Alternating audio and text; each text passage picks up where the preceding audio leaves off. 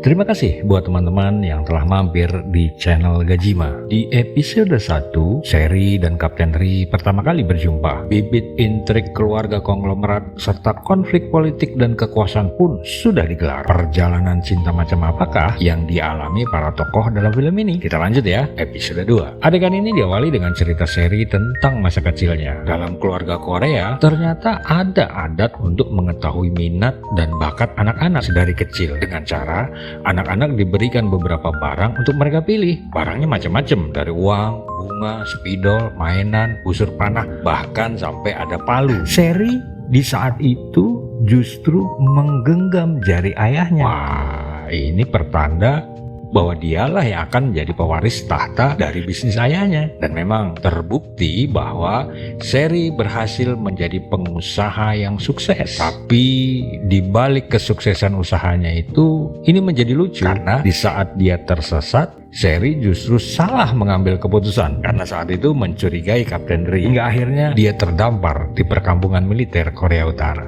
Nah, sementara itu Kapten Ri sendiri sebetulnya masih bimbang. Ini mau menyerahkan Sherry untuk diinterogasi dengan resiko kesalahan dirinya dan pasukannya pun akan diketahui, atau mengikuti kata hatinya yang percaya bahwa Sherry bukanlah mata-mata. Karena itulah Kapten Ri memutuskan untuk menyembunyikan Sherry di rumahnya untuk sementara waktu sambil mencari jalan keluar agar bisa memulangkan Sherry. Sebagai pengusaha yang kaya raya, tentunya Sherry merasa begitu canggung tinggal di rumah yang sangat sederhana, yang bahkan tidak ada wastafel. Masaknya pun masih pakai kompor minyak tanah. Bahkan mereka menyimpan persediaan makanan dengan cara tradisional. Di tengah-tengah kondisi yang canggung antara Kapten Ri dengan Sherry, tiba-tiba Sersan Pyo datang dan mengatakan bahwa wanita yang mereka curigai sebelumnya sebagai mata-mata itu telah mati. Nah, masalahnya Sersan Pyo ini kalau udah ngomong, mulutnya itu seperti petasan renceng, nggak bisa berhenti kalau belum habis. Sementara itu Kapten Ri tidak sempat memberitahu bahwa orang yang dia anggap sudah mati itu sebetulnya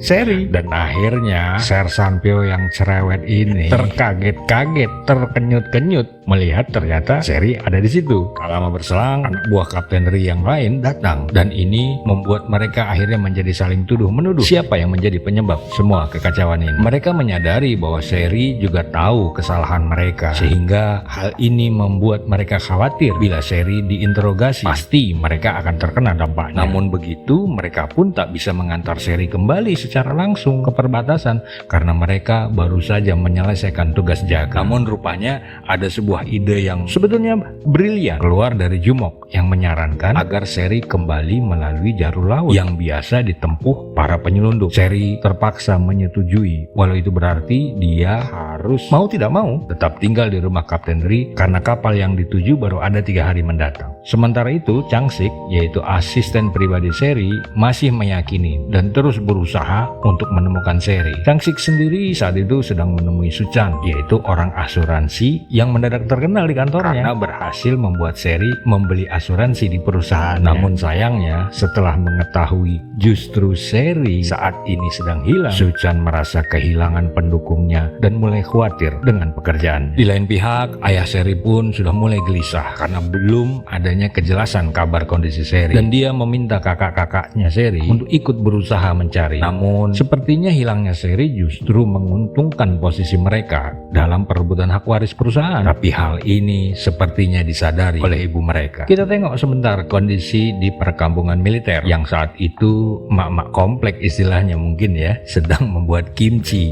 Dan tentunya biasa, mak-mak udah kumpul pasti pada gosip karena tahu bahwa Kapten Ri baru saja selesai tugas jaga dari perbatasan. Rupanya ketampanan Kapten Ri membuat mereka begitu kepincut hingga mereka sering mengirimi makanan untuk mendapatkan perhatian dari Kapten Ri. Suasana pedesaan di perkampungan militer tersebut dengan kehidupan yang sangat sederhana itu justru membuat Sherry takjub karena Sherry baru menyadari bahwa mereka tidak menggunakan handphone karena dilarang oleh atasan. Yang ada hanya telepon rumah, dan telepon inilah yang akan membuat Kapten Ri jadi merasa terganggu dalam pekerjaannya karena Sherry selalu menelponnya hanya untuk menanyakan hal-hal yang sepele, dari nanyain sabun, nanyain sampo, sampai Kapten Ri punya lilin aroma terapi nggak.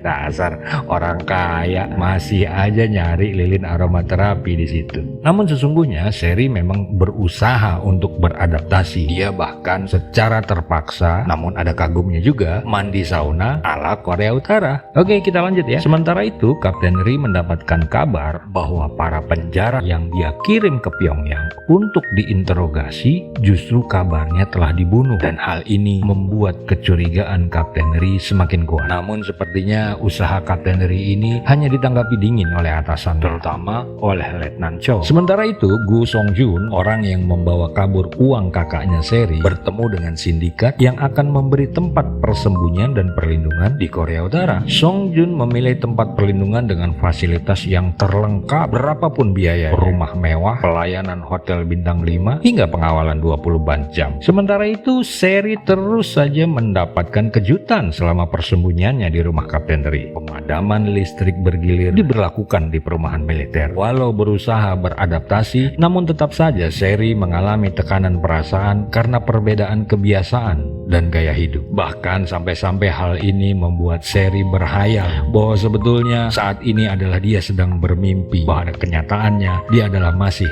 di rumahnya di Korea Selatan. Hal ini membuat Kapten Ri berusaha untuk menghibur Sherry dengan membelikan kebutuhan pribadi Sherry, dari sampo, sabun mandi, hingga bra. Walau nggak tahu ukurannya, Kapten Ri yang berniat menyelidiki kasus kematian para penjara makam menuju Pyongyang. Namun setibanya di Pyongyang, justru Kapten Ri yang ditangkap dan diinterogasi. Rupanya Letnan Cho telah mendahului rencana Kapten Ri dan berusaha untuk menghalangi. Dan saat Kapten Ri diinterogasi, seorang jenderal ternyata mengenali dirinya dan membebaskannya. Ternyata Kapten Ri adalah anak dari kepala Biro Politik Umum. Hal ini membuat panik penyidik yang menjadi antek dari Letnan Cho dan memberitahukannya bahwa Ri adalah anak kedua dari kepala Biro Politik Umum, sedangkan anak pertamanya yang telah meninggal karena kecelakaan. Dan hal ini pun baru disadari oleh Letnan Cho bahwa Kapten Ri adalah adik Mu Hyuk. Kok bisa ya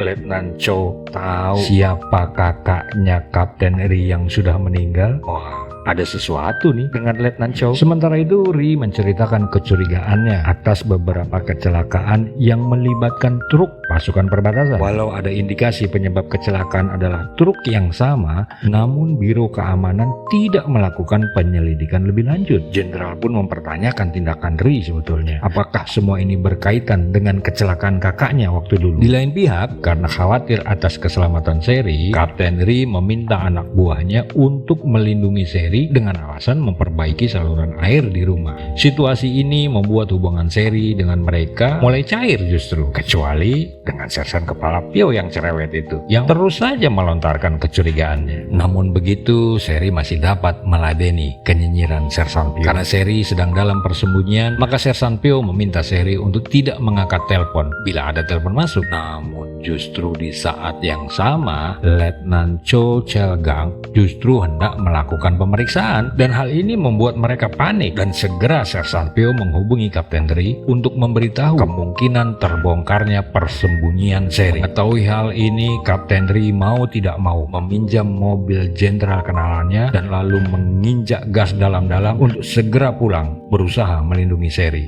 Ya, namanya juga perkampungan militer ya, berada di perbatasan dengan Korea Selatan, maka pemeriksaan setiap rumah rutin dilakukan. Dan ternyata setiap dilakukan pemeriksaan, para pengawas menemukan hal-hal yang unik. Barang-barang selundupan dari Korea Selatan justru mereka sering temui, bahkan perselingkuhan. Akhirnya para pengawas pun tiba untuk memeriksa rumah Kapten Ri, dan ini membuat Sherry panik dan bersembunyi di gudang tempat penyimpanan makanan. Namun pada akhirnya Sherry pun tertangkap dan hendak dibawa ke Biro Keamanan untuk diinterogasi. Dan di saat itulah Kapten Ri yang mengendarai mobil jenderal tiba di sana dan melihat Sherry tertangkap, bahkan ditodong pistol oleh Letnan Cho. Kapten Ri bersiasat untuk mengakui Sherry sebagai tunangannya. Makin seru nih, sebuah pengakuan yang membuat semua orang terkejut, bahkan Sherry sendiri pun tak menduga hal ini. Nantikan episode 3-nya ya. Terima kasih.